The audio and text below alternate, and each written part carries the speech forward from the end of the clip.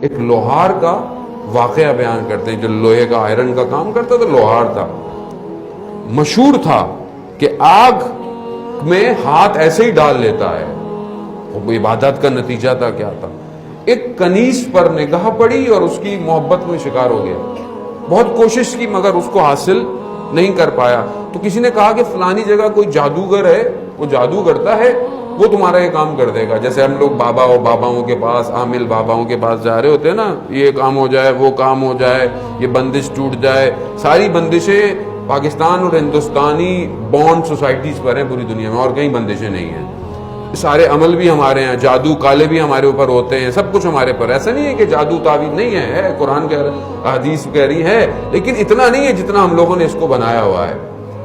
وہ جادوگر کے پاس گیا اور اس کو بولا کہ بھائی یہ، اس نے کوشش کی جو بھی اس کا طریقہ تھا، اس نے بولا میرا کام نہیں ہو رہا تمہارے اوپر۔ کہا کیوں؟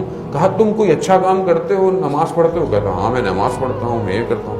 کہتا ہے 40 دن نماز نہیں پڑھو، کوئی اچھا کام نہیں کرو، پھر میرے پاس آؤ، کیونکہ میرا جادو کام نہیں کر رہا۔ دیکھا آپ نے، یعنی پہلے نجاست دور ہو یہ عبادت سے، پھر اس کے اوپر دشمن کام کرتا ہے۔ جب ہم رات کو بیٹھتے رہتے ہیں میڈیا کے آگے، صبح فجر کی نماز قضا کیوں ہو جاتی ہے؟ کیونکہ قلب جو ہے وہ سیاہ ہو جاتا ہے کسی چیز کی وجہ سے، بوجھ ہے، وزن ہے میرے اوپر، میرے اعمال کا۔ میں بیٹھتا ہوں، مجھے پتہ ہی نہیں ہے میں نے کتنی غیبتیں کی، کتنے دل دکھائے، اور وہ بھاری پن سے مجھے کون فجر میں اٹھائے گا؟ کون میرے بدن کو کوئی نہیں اٹھے گا، روح بھاری ہوئی ہے اس وقت۔ خیر وہ گیا، 40 ڈیز اس نے کوئی نماز نہیں پڑھی، کچھ نہیں کیا، واپس آیا، اس نے پھر اپنا کوئی کیا عمل، دیکھا پھر کام نہیں کر رہا۔ کہا کہ تم نے کوئی کام نہیں؟ کہا میں نے نہ نماز پڑھی، کوئی۔ کہا کوئی تو نیکی کی ہوگی، کچھ تو کیا ہوگا، میرا عمل کام نہیں کر رہا تمہارے پر۔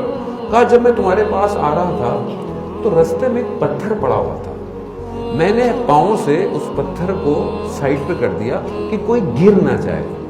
وہ جادوگر کھڑا ہو گیا اپنی جگہ سے، کہا یہاں سے اٹھ کے چلے جاؤ۔ کہا کیوں؟ کہا 40 دن تم نے نماز نہیں پڑھی، عبادت نہیں کی، پھر بھی تمہارا خدا تمہارے قدموں سے تمہیں بچا رہا ہے، قدموں سے بچا رہا، وہ رحمان رحیم۔